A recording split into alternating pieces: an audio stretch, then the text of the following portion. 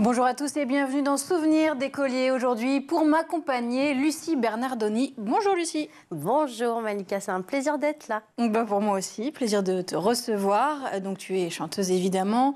Le grand public t'a découvert en France au début des années 2000. Eh oui, ça date un peu maintenant. Hein. Oui, j'étais en terminale. T'étais en terminale? Ouais. Eh ben pareil, on a le même âge. Ouais. Enfin, j'ai voulu aller en terminale, justement. J'y suis allée le premier jour, on va en parler si tu veux. Et je suis partie tout de suite. À l'époque, tu participes à plusieurs émissions de télé, mais c'est surtout grâce à ta participation, donc quand j'étais en terminale, à la saison 4 de la Starac, que tu vas te faire un nom. Tu atteins l'infinale, donc tu vas très loin. Et puis tu t'inclines face au regretté Grégory Le Marchal, donc tu marques... Enfin, c'est un souvenir inoubliable, en fait, je pense, pour tous ceux qui suivaient. C'est inoubliable, pour beaucoup de gens, je pense. Et depuis, tu as une longue carrière. L'année dernière, tu as sorti ton single Mama, une sorte d'hommage aux mamans du monde entier. Ouais. Et tu as eu la chance d'ailleurs de chanter ce titre en direct sur TF1 avec ta fille. Exactement. Et ça va être pas mal d'émotions. Ça, je m'en souviendrai toute ma vie, tu vois. Toute ma vie. Et tu disais qu'elle aussi faisait de la musique? Oui, elle chante. Depuis, bon, déjà, elle est née là-dedans, donc elle chante énormément. Et je pense qu'elle va en faire son métier, ouais. Tu la soutiendras dans cette Oui, direction? je la soutiens. Mais je lui montre aussi les complexités de ce métier. Parce que c'est un métier difficile, donc je veux pas qu'elle... Auquel tu es de nouveau confrontée finalement, Exactement. puisque tu es coach vocal sur les dernières tournées de la Starac. Tu es revenue à ça 20 ans après. Qu'est-ce que ça t'a fait de passer de l'autre côté de la barrière? Ça a été quelque chose de très particulier, parce qu'entre-temps, évidemment, j'ai quand même beaucoup travaillé, moins visible et moins médiatisé, mais ça m'a appris aussi mon métier. Mais de passer de l'autre côté d'une émission qui m'a vu naître, qui m'a beaucoup appris, au départ, c'était un petit peu compliqué, même si j'avais eu l'expérience fait une école de musique et été professeur. Je me sentais presque pas légitime. Il m'a fallu quelques temps pour... Comment t'arrives là-dedans alors? Mais j'appelle. C'est toi qui t'es proposé en plus. J'appelle puisque j'apprends que la Starac reprend. Et moi, désolée, j'ai un petit rhume, donc quand je parle... Et j'apprends que la Starac reprend. J'étais professeure dans une école de musique. À côté de ça, je suis parolière pour d'autres artistes. Donc je travaillais plutôt en sous-marin pendant quelques années. Et là, je me dis, tiens, je ne sais pas pour quelle raison, Mathieu Gonnet, qui était le répétiteur de l'époque, est resté mon ami pendant 20 ans et encore aujourd'hui. Et je pense à lui immédiatement et je me dis... Mais mince, ce que je suis en train de faire dans d'autres écoles, j'ai envie de le faire dans l'émission qui m'a vue naître. Oui. J'y ai pas du tout cru. Entre guillemets, j'ai appelé la production que je connaissais, puisque c'était les mêmes personnes avec lesquelles je bossais. Ça n'a pas bougé? Ça n'a pas particulièrement bougé, une petite partie. Mais... Et là, j'appelle le producteur, Mathieu Vergne, du Prime, qui a démarré 20 ans avant et qui était resté quelqu'un que j'estimais beaucoup. Et je lui dis, bon, écoute, laisse-moi au moins passer l'audition des professeurs. Et je savais pertinemment que ce que je voulais, c'était être répétitrice, leur apprendre le Prime, être tous les jours avec eux. C'était le métier que je faisais déjà ailleurs, mais que j'avais envie de faire là, quoi. Donc j'ai pris mon téléphone pour la première fois de ma vie. Et ça l'a fait tout de suite? Quelques mois quand même d'attente, puisque voilà, il y a beaucoup de décisionnaires. Et quand on m'a dit OK, j'étais fière et heureuse. La suite pour toi dans les prochains mois, c'est quoi? Bon, là, déjà, je suis sur la tournée que je supervise. Donc, il y en a encore. On t'a sorti d'une réunion Zoom pour la tournée pour venir ici en interview. On peut dire la vérité ou pas? Ouais, on peut dire. OK. On avait rendez-vous ici à une certaine heure. J'avais noté l'heure d'après. J'avais donc noté 1 heure plus tard. Au bout de 5 minutes, je me dis... Et donc, tu m'appelles et là, tu me dis, mais t'arrives? Je fais, oui, je suis là à 15h30, comme prévu. Au fait, c'était 14h30. Voilà. Donc je suis très contente d'être arrivée. Et c'est l'essentiel. Mais moi, merci en tout cas. Je suis ravie de te rencontrer un peu plus longuement en tout cas. C'est nous qui allons faire tous connaissance avec toi aujourd'hui. Allez. Donc tu disais la tournée. La musique aussi, puisque j'écris beaucoup. À titre perso. À titre perso. Et là, on est tous en attente aussi de la prochaine saison que j'espère réintégrer. C'est un carton, en fait. La Starac, c'est un carton. Le retour de la Starac, c'était générationnel, c'était un risque. Et c'est vrai que moi, je suis assez fière de voir la nouvelle génération hors réseaux sociaux. On leur enlève leur téléphone, ils sont heureux à l'intérieur de ce château, ils apprennent. Je trouve que c'est un bel exemple qu'on montre aux jeunes et surtout un exemple véridique sur la complexité de ce métier. C'est beau et en même temps, ils savent que c'est difficile. mais on les voit travailler. Je trouve que c'est beau de nos jours de voir des jeunes travailler. Précédemment, enfin, dans les autres saisons, on mettait en exergue des histoires d'amour, etc. Exactement. Là, on voit que du travail. Là, ça travaille. Mais on travaillait aussi beaucoup. Parfois trop. En fait, trop, oui et non, c'est qu'ils s'amusent aussi. Hein. Mais il faut quand même savoir que chaque semaine, tu as un prime. Oui, il y a beaucoup de travail à fournir pour... Il y a énormément de chansons à apprendre. Ouais, et avec Fanny Delègue, ma corrépétitrice, on passe un temps infini pour, en quelques jours, en 2-3 jours, leur apprendre. Et c'est miraculeux. À chaque fois, on arrive sur le prime le samedi, on se dit, mais avec toutes les équipes autour qui travaillent avec nous, c'est miraculeux d'en arriver là. On va faire un grand bond en arrière. Pour commencer, tu as grandi où? À Nice, dans le sud. Tu passes combien de temps? Toute ton enfance dans le sud? Toute mon enfance et jusqu'à mes 17 ans où là, je pars pour faire la Starac. Tu l'as vécu comment, cette enfance dans le sud? Oh, moi, j'étais bien. J'étais bien et en même temps, je suis une niçoise qui n'aime pas trop la chaleur. Tu vas rigoler. Oui, mais il y a une belle lumière à Nice. Ah, par exceptionnelle. contre, il y a une lumière magnifique. Et j'ai vécu une enfance où c'est vrai que quand on sortait des cours, on allait voir la mer sur la promenade des Anglais. Je vais quand même pas me plaindre, tu vois. J'ai vu la différence quand après, je suis venue vivre à Paris où c'est pas la même lumière qu'on va pas se... Et encore, t'as pas grandi en Normandie? Non, j'ai pas grandi en Normandie. Mais je connais bien. Mais alors, j'ai de la chance parce qu'à chaque fois que je vais en Normandie, il fait beau. C'est parce que tu es le soleil. T'as raison, à mon avis, j'ai un coup de chance surtout. T'avais des frères, des sœurs? J'ai une grande sœur, moi, de 7 ans plus que moi, 7 ans et demi. Et ma sœur a toujours été ma deuxième maman. Oui, parce que 7 ans, c'est quand même beaucoup. 7 ans et demi, carrément. Et ma grande sœur, parfois, je l'appelle maman. Encore maintenant? Ouais. Et en grandissant, vous avez donc toujours eu cette relation où à part le petit moment, tu sais, d'adolescence où elle voulait que je la laisse un peu plus tranquille. Et elle voulait pas être maman. Elle était là, mais quelques petites années, mais on a une relation qui est vraiment mère-fille. Toujours aujourd'hui? Toujours aujourd'hui. Pourtant, elle a 2 enfants. J'allais dire, elle a sûrement construit sa vie. Elle a 2 enfants, j'ai une grande fille, mais il m'arrive très régulièrement de l'appeler maman. Et l'enfance, donc tu dirais dans sa globalité que c'est un souvenir heureux. Est-ce qu'à l'époque, tu avais déjà le goût pour la musique? Alors, quand j'étais petite, j'étais très timide. Énormément. C'était maladif. Et le goût pour la musique, ça m'est venu de mon père, qui me faisait écouter énormément de chansons, parce qu'il était, avant d'être artisan glacier... T'aimes bien les glaces? Oui, j'adore. Ah bah voilà, je suis née là-dedans. Surtout en ce moment. Avant d'être artisan glacier, il était batteur. D'accord. Et il m'a fait écouter beaucoup de musique, ma mère aussi. Mais avant même la musique, j'écrivais. Moi, mon exutoire, c'était l'écriture. Donc j'écrivais pour... J'étais une enfant très anxieuse, très angoissée. Ça venait d'où? Je sais pas. J'ai toujours été comme ça, très anxieuse, angoissée, très solitaire. Un foyer avec beaucoup d'amour? Oui, bien sûr, j'ai jamais manqué d'amour, mais c'est une nature.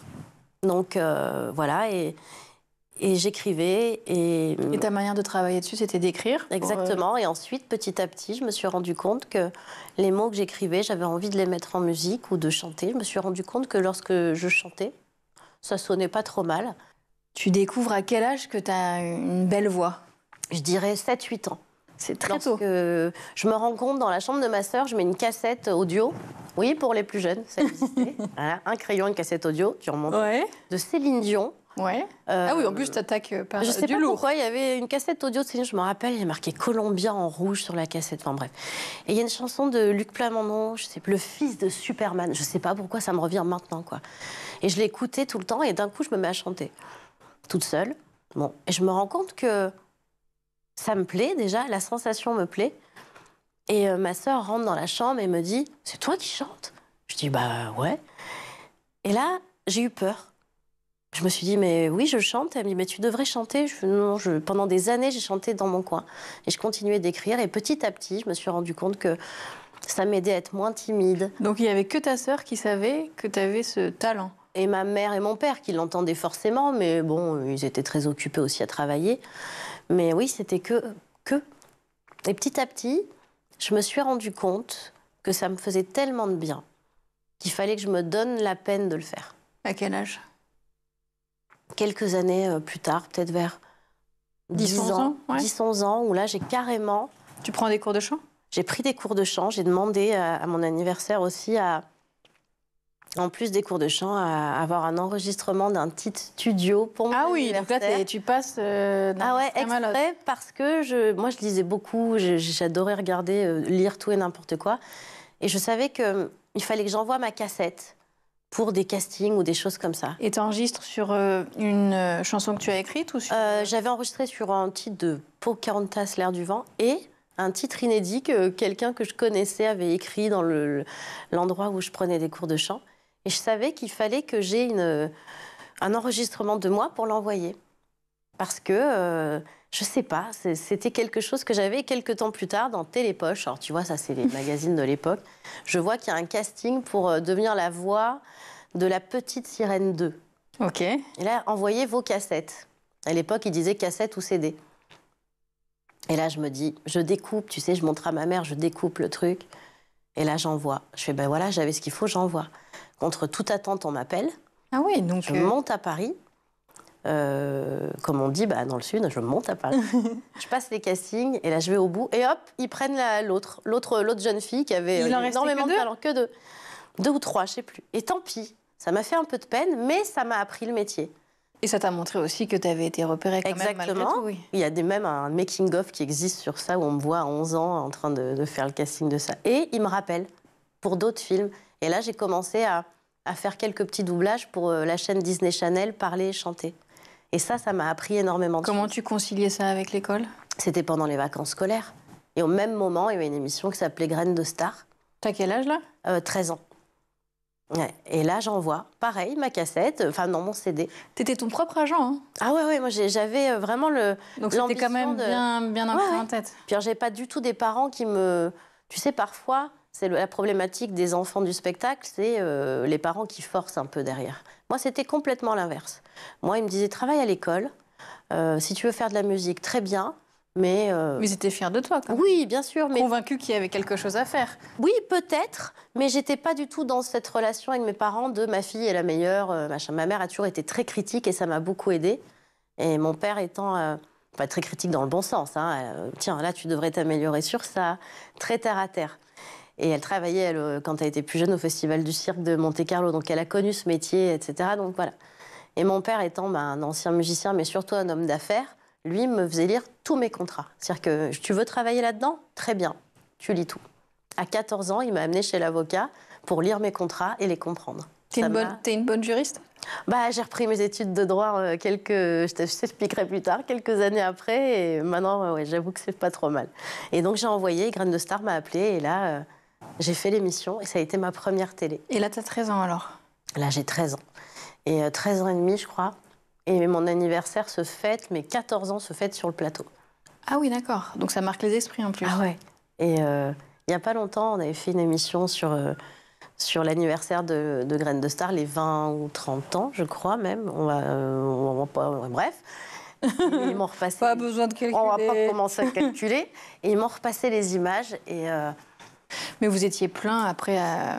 Et on était un groupe de Niçois surtout. À faire Graines de Star, et après on... Ouais, mais on sans le savoir, parce que moi c'était la même ville que Jennifer, que Cécilia Cara, avec laquelle j'ai fait plein de concours. C'est vrai qu'on a l'impression que tout le monde est passé par là avant. Ouais. Parce qu'il n'existait que ça en fait. Il n'y avait que ça. Pas d'internet pour se démarquer.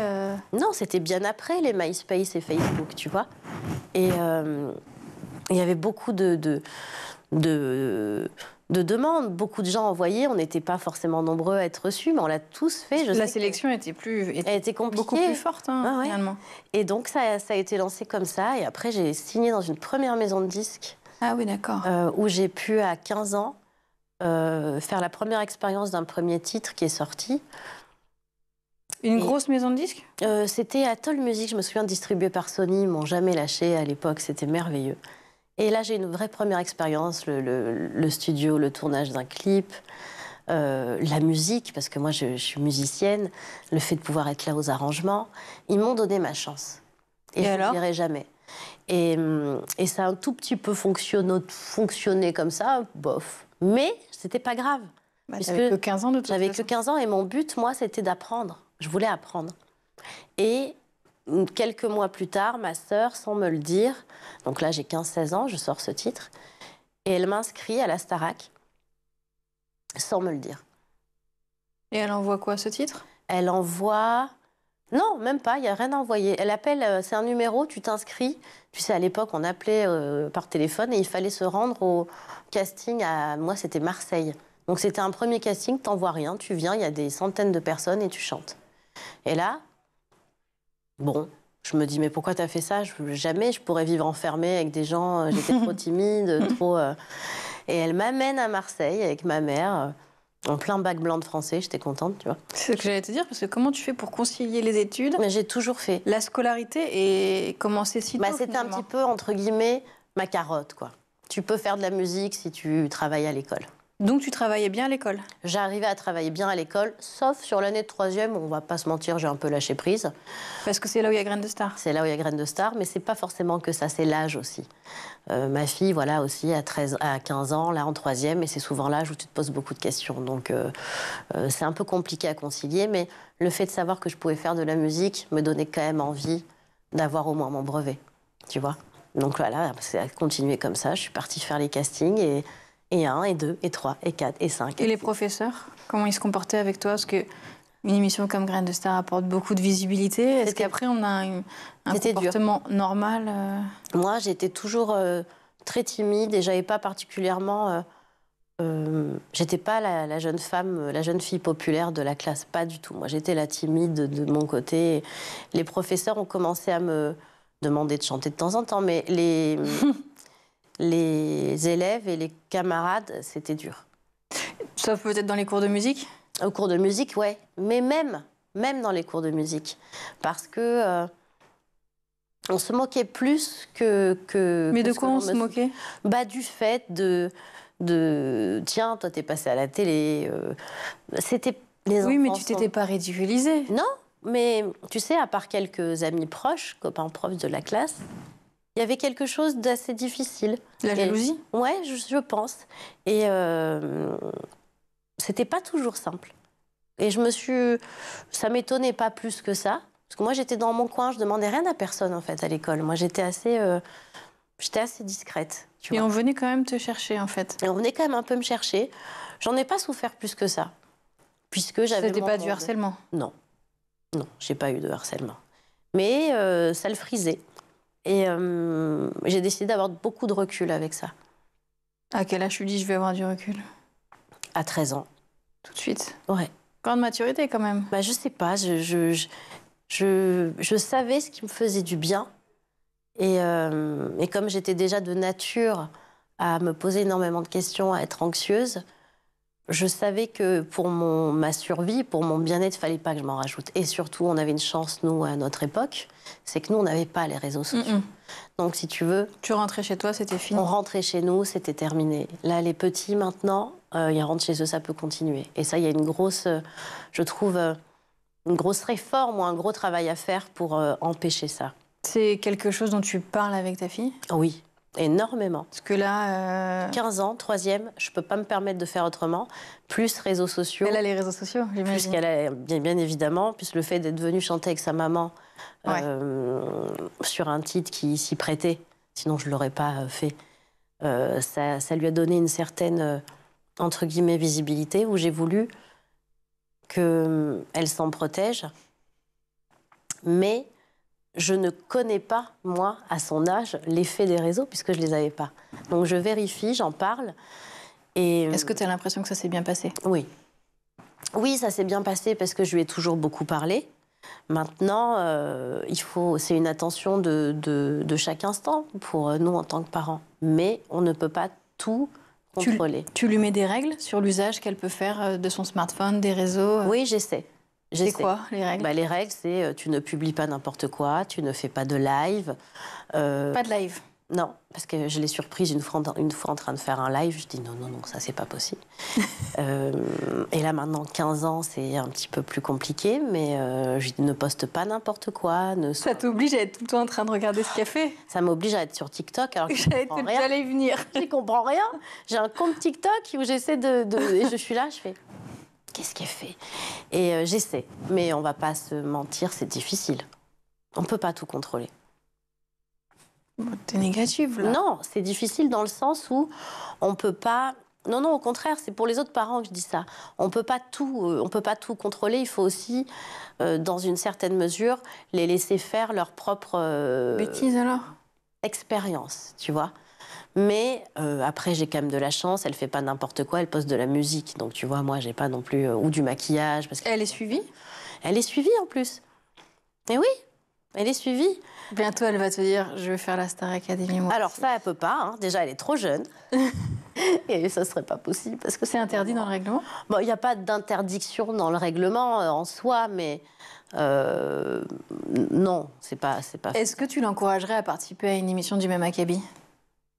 L'encourager, pas plus que ça, pour les répercussions un peu compliquées de gestion de la notoriété. Voilà.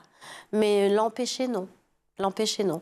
Mais elle a cette maturité de vouloir écrire, comme je le faisais à son âge, ses chansons, de vouloir se préparer, de vouloir apprendre un petit peu à vivre avant d'eux. Et tu l'as fait répéter? Ouais. Ah oui, elle me passe ses textes. La semaine dernière, on a fait une composition sur sa chanson, parce qu'elle écrit beaucoup ses textes. Et je lui donne des petits conseils quand elle me les demande.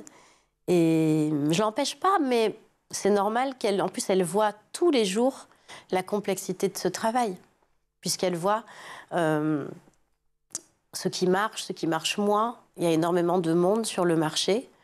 Et surtout, je lui explique que ce métier ne signifie pas simplement être à la télé et faire de la musique à la télé. Il y a énormément de métiers dans notre métier. Autour, oui, bien sûr. Et je lui dis que... Pour lesquels on n'est pas formé, finalement. Non, et l'un ne vaut pas plus que l'autre. On se forme autant sur des petites scènes que dans des bars, qu'en faisant du doublage, qu'en écrivant, qu'en participant, en étant coordinateur. Il y a énormément de choses à faire. Donc toi, ta scolarité, c'est une scolarité avec beaucoup de musique, oui, en parallèle, de la visibilité. À l'école, tu es une enfant discrète. Oui, plutôt, oui.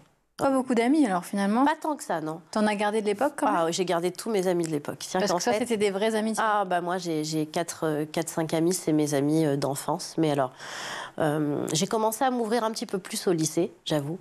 Mais j'ai encore mes 2 amies de maternelle.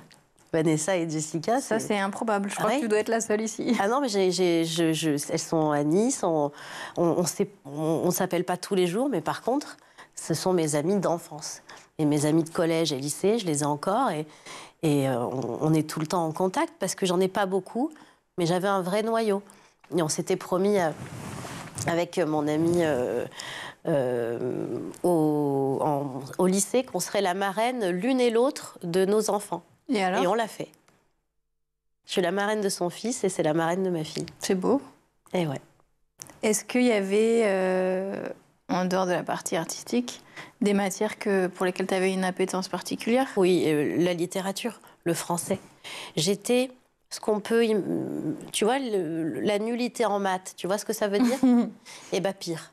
En fait, ça arrive souvent ici. Ah non, mais j'adorais l'histoire et j'aime toujours autant l'histoire. Et le français, j'aimais énormément parce que ça me faisait rêver, parce que ça me plaisait, parce que j'aimais déjà écrire et lire. Et j'ai regretté une chose, c'est que... Bon, je l'ai regretté sans le regretter, c'est que l'année de ma terminale, moi, je suis remplaçante à la Starac. C'est-à-dire qu'en fait, j'ai fait tous les castings et bon, j'avais déjà raconté, mais bon, c'est juste que par rapport à la scolarité, c'est important. On m'appelle la veille de l'émission pour me dire que finalement, je ne suis plus remplaçante et je suis prise. Et là, je viens de faire mon entrée le matin même en terminale. Ça s'est joué au tout dernier moment? Dernier moment, avant-dernier jour. Et donc, je fais mon entrée en terminale le matin, comme toi, tu vois. Et là, on me dit, bon, tu prends tes valises et tu vas faire cette émission. Donc, j'ai pas pu passer mon bac. Et ça, je le regrettais. Mais surtout qu'on se dit, t'es remplaçante alors que tu vas si loin dans l'aventure. Ouais. Et c'est ça qui a été fou dans mon histoire sur la Starac. Parce que ça doit pas te mettre, comment dirais-je, en confiance pour y aller. Ah non, pas du tout. Moi, j'ai pris n'importe quoi dans la valise. J'ai pris des affaires pour 2 semaines. Je me suis dit, bon, personne m'attend. Et tu vas au bout du truc. Et les années passent. Enfin bref, je reviens juste sur la scolarité parce que j'ai pas pu passer mon bac. Et après, tu l'as pas passé? Et bien justement, si, le confinement arrivant, mais non. je suis devenue maman, etc. Et le confinement arrive, et là, je me dis, OK, on va moins avoir de travail. Et je reprends mes études. Et là, j'ai passé carrément une capacité en droit parce que le droit me passionnait. Donc, en fait, j'ai l'équivalent du bac plus 2 années de droit en 2 ans. En 2 ans. Et donc, ça m'a ce qu'on appelle la capacité en droit. Et en même temps, j'ouvre mon entreprise de box magazine avec ma sœur. Et j'ai fini mes études à 35 ans. S'il n'y avait pas eu ce confinement, tu ne l'aurais pas fait. J'y pensais, mais je pense que je ne l'aurais pas fait, ouais. Donc, c'est arrivé et je suis assez fière même de me dire que bah, c'est possible à n'importe quel âge, quoi. Parce que quand tu sors de l'émission, tu te dis pas j'ai envie de... Bah, j'ai la tournée. Tout s'enchaîne. Petit problème avec l'éducation nationale sur mes points d'avance en première littéraire qui avait été refusé pour passer le bac, donc il fallait que je recommence tout, enfin bref. Et que tu repasses les... Ouais, mes points étaient annulés parce que j'étais partie 1 an, enfin bon. Et donc voilà, et donc je passe mon équivalence du bac à 35 ans. C'est dingue. Et j'étais trop fière, quoi. Bah ouais, puis faut être humble déjà. Et puis je me suis en distanciel en plus, tu vois. Et forcément, parce que c'était le confinement. Et je me souviens que j'avais appelé tous les organismes de musique en disant mais est-ce qu'il y a une aide ou machin, tout ça. Non, bah non, parce que du coup c'était complètement une reconversion pour eux. Et donc j'ai tout payé moi-même, mais je l'ai fait. Ça coûte cher. On n'a pas idée de ça. Ouais, c'était par correspondance, je dirais, sur 2 années, il y en a bien pour... entre 2000 et quelques, je crois. Parce que nous, on a la chance, quand on est dans bah oui. jeune, d'y aller ça coûte. Voilà, ça gratuitement, d'avoir cet enseignement. La capacité en droit, oui, ça coûte. Parce qu'il faut trouver une université qui veut bien t'accueillir en distanciel. Moi, on m'a refusé de partout parce que c'était compliqué. Je me suis battue pour être accueillie Il fallait vraiment que tu aies envie, quoi. Ah non, mais je me suis vraiment battue. J'ai été jusqu'à appeler les universités en Corse.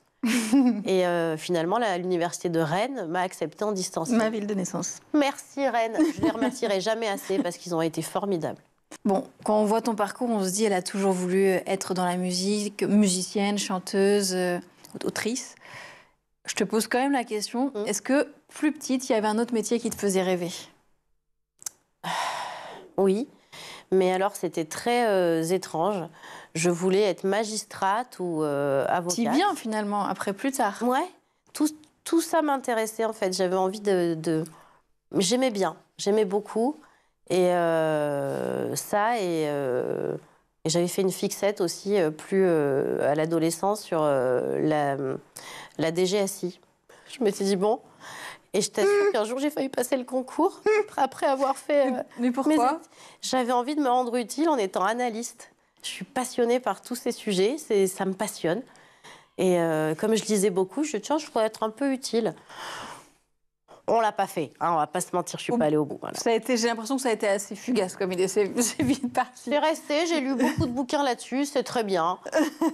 Voilà. T'es cultivée sur le sujet. Voilà, ça et sur la reine d'Angleterre, ma grosse passion. C'est vrai? Ah, il nous reste pas assez de temps pour que je puisse commencer là-dessus. Mais du coup, là, t'avais pas envisagé de carrière autour de la reine d'Angleterre? Ben non, parce que j'ai eu un problème, c'est que j'étais pas de sang royal. J'ai pas pu être reine. Qu'est-ce que tu veux que je te dise? Et après, tu passes aussi le diplôme de prof de chant? Ah ben avant de passer mon bac, il y avait... avant le bac? Ah oui, je passe ça aussi. Moi, j'ai toujours adoré étudier. Donc là, je passe le diplôme de professeur de chant en 2014, quoi. Presque 7 ans avant. Et donc, je le passe parce que j'avais envie de m'instruire un peu plus. Et je ne l'ai pas utilisé tout de suite, mais il m'a beaucoup servi par la suite. Tu dirais que c'est ton métier principal aujourd'hui? Ta première casquette ou... Non, ma première casquette, c'est quand même d'écrire des chansons. Et pour toi et pour les autres? Et pour les autres, ouais. Et oui, en même temps, c'est les deux en même temps. Et là, maintenant, oui, c'est vrai que je suis beaucoup professeur et surtout beaucoup sur le live, et la tournée me passionne, quoi. Toi qui es dans la transmission, quelle place tu trouves que la musique a à l'école aujourd'hui? Elle n'a pas une assez grande place à l'école parce qu'elle est souvent traitée comme étant un peu has-been. C'est-à-dire que, et c'est dommage parce que les professeurs de musique mettent tout leur cœur dans les cours de musique. Et c'est vrai que j'en parle avec ma fille et souvent la musique en cours, c'est un peu... on apprend des vieilles chansons, alors que pas du tout, ils se donnent du mal. Et je trouve que on devrait peut-être lui donner une place un peu supplémentaire. Moi, je sais, par exemple, ma fille voudrait faire une école un lycée professionnel, entre guillemets, un bac général, avec des options musique. Et ne serait-ce que sur Paris, j'ai que 2. Il y en a que 2. J'en ai que 2. Et je trouve que les artistes en herbe devraient avoir des options plus nombreuses en spécialité pour la musique. Et que être professeur de musique dans un collège ou au lycée, ce sont aussi des artistes, ces professeurs-là. Et moi, je leur tire mon chapeau. Moi, je suis petite fille de professeur, mais maître d'école directement, d'instituteur. Et c'est vrai que elle est peut-être pas assez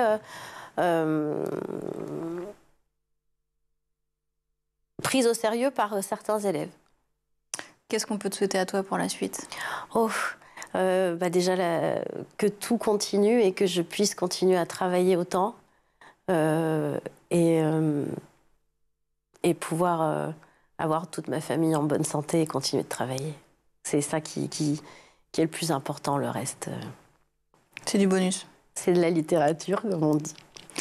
C'est déjà la fin de l'émission. Merci d'avoir partagé tous tes souvenirs avec nous. Je t'en prie, c'était un plaisir. Et puis moi, je vous retrouve la semaine prochaine pour un nouveau numéro de Souvenirs d'écolier sur School TV.